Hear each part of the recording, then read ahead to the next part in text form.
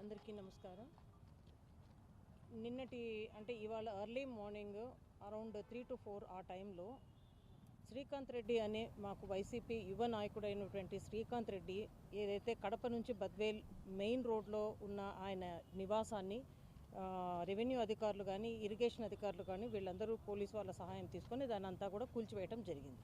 అయితే ఈ విషయంలో మేము నిన్న గోవిందరెడ్డి సార్ కూడా అదే పనిగా ఆర్డీఓ గారితో వాళ్ళందరితో కూడా మాట్లాడడం జరిగింది. మేము అందరం కూడా రిక్వెస్ట్ చేసాం, ఒకవేళ నిజంగానే అది చెరువు ఆక్రమించి ఉంటే కొంచెం టైం ఇవ్వండి సార్, దాంట్లో ఉన్న సామాన్లు అవన్నీ కూడా తీసేసుకుంటారు అని అడిగితే సమయం కూడా ఇవ్వలేదు. మేము అడిగేది ఏంటంటే న్యాయం ఎవరికైనా ఒకటే, జెన్యున్గా ఎవరెవరు ఎంక్రోచ్ చేశారో అంతా ఒక ఎంక్వైరీ చేసి అంతా సర్వే చేసి ఎంక్రోచ్మెంట్స్ మాత్రం తొలగిస్తే అందరినీ తొలగించేస్తే ఎటువంటి బాధ ఉండదు. కేవలము ఈ శ్రీకాంత్ రెడ్డి అనే ఈ అబ్బాయి వైసీపీలో యాక్టివ్గా ఉన్నాడు, ఆ అబ్బాయిని భయపడించాలా అని ఒక కారణం చేత ఒక అబ్బాయిని ఆయనను మాత్రం టార్గెట్ చేసి వాళ్ళ ఇంట్లో సామాన్లు ఉన్నాయి, వాళ్ళ ఏజ్డ్ మదర్ ఉన్నారు అక్కడ, ఆవిడని భయపడిస్తూ ఆ నైట్ టైంలో 3 to 4 ఆ టైంలో దాన్ని డిమాలిష్ చేయాల్సిన అవసరం ఏముంది, అంత అర్జెన్సీ ఏముంది? ఇదే మేము ఇందాక సార్ కూడా చెప్పినట్టు బద్వేల్ కాన్స్టిట్యున్సీ ఎప్పుడు పీస్ఫుల్గా ఉంటుంది, మీ అందరికి కూడా తెలుసు ఆ విషయం. 19 నుంచి 24కి వైసీపీ అధికారంలో ఉంది, అక్కడ కూడా గోవిందరెడ్డి సార్ కానీ ఇంతమంది అక్కడ ఎన్నోసార్లు ఇన్ఛార్జ్గా ఉన్నారు.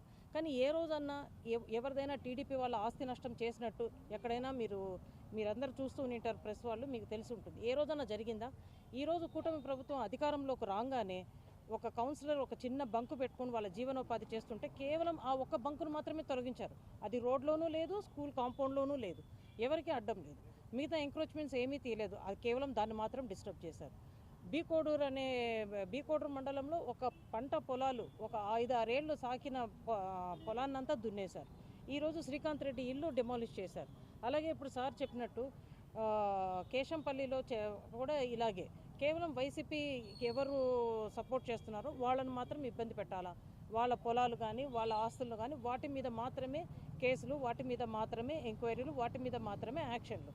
దీన్ని మేము ఈ రోజున ఎందుకంటే సంవత్సర కాలం మేము కూడా రిపీటెడ్గా అన్ని వెయిట్ చేస్తున్నాము, ఏమో మారుతారేమో, ఇలా తగ్గుతుందేమో ఇట్లాంటిది ధోరణి అని. ఈరోజు ఇవన్నీ కూడా రిపీటెడ్గా ఇలా జరగటం వలన మేము కూడా కలెక్టర్ గారి దగ్గరకు వచ్చి న్యాయం చేయమని అడుగుతున్నాం. మాకేం అన్యాయంగా చెరువులో ఉండే స్థలం ఇవ్వమని అడగటం లేదు, అందరికీ ఏ న్యాయం అయితే అదే మాకు కూడా. కేవలం వైసీపీ కార్యకర్తలనే టార్గెట్ చేయడంలో ఏంటి ఈ ప్రభుత్వం యొక్క ఉద్దేశం? ఎందుకంటే గత ప్రభుత్వంలో అలాంటి ధోరణే ఉండింటే వాళ్ళందరూ ఇంతే శాంతియుతంగా ఉండగలిగే వాళ్ళ. ఈ విషయం కూడా అందరూ ఆలోచించాలా, ఎందుకంటే ఏది శాశ్వతం కాదు. ఇలాంటి ఒక సంస్కృతిని తీసుకురావడం అనేది మంచి పద్ధతి కాదు. కలెక్టర్ గారు కూడా స్పందించారు, ఖచ్చితంగా ఎంక్వైరీ చేయించి అలాంటి